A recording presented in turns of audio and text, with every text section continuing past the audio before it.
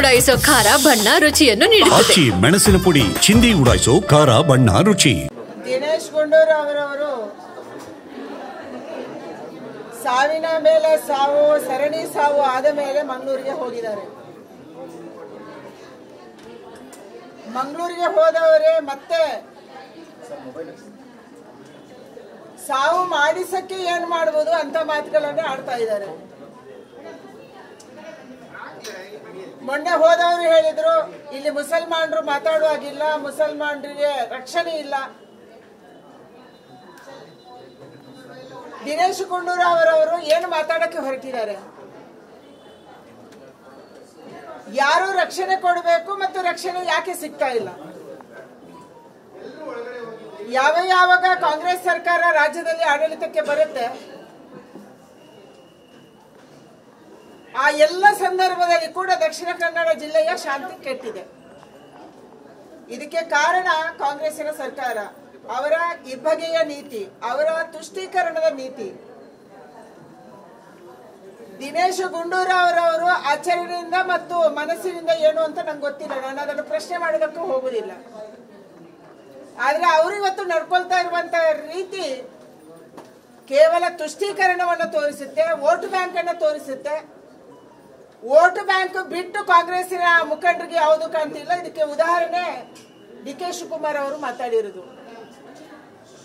ದಕ್ಷಿಣ ಕನ್ನಡ ಜಿಲ್ಲೆಯವರಿಗೆ ಸರ್ಕಾರದ ಯೋಜನೆ ಬೇಕು,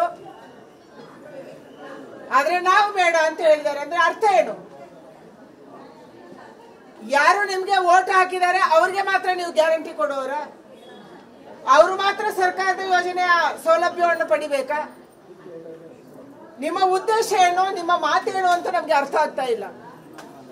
ಸಮಾಜವನ್ನ ಒಡೆಯುವಂತ ಹಿಂದೆ ಜಾತಿಯಲ್ಲಿ ನೀವು ಒಡೆಯಕ್ಕೆ ಶುರು ಮಾಡಿದ್ರಿ.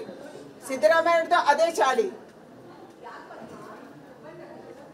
2013 ಸರ್ಕಾರದಲ್ಲಿ ಕೂಡ ಜಾತಿ ಮಧ್ಯಗಳ ವೈಷಮ್ಯ ತಂದ್ರಿ. ಲಿಂಗಾಯತರನ್ನು ಹೊಡೆದ್ರಿ. ಕೇವಲ ಒಂದು ಜಾತಿಯವರಿಗೆ ಮಾತ್ರ ಶಾಲಾ ಪ್ರವಾಸವನ್ನ ಮಾಡಿದ್ರಿ. ಇಂಥ ಹಲವಾರು ಕಾರ್ಯಕ್ರಮ ಅವತ್ತಾಯ್ತು. ಶಾದಿ ಭಾಗ್ಯ ಕೇವಲ ಮುಸಲ್ಮಾನರಿಗೆ ತಂದ್ರಿ. ಇವತ್ತು ಕೂಡ ಅದನ್ನೇ ನೀವು ಮಾಡಕ್ ಹೊರಟಿದ್ದೀರಿ.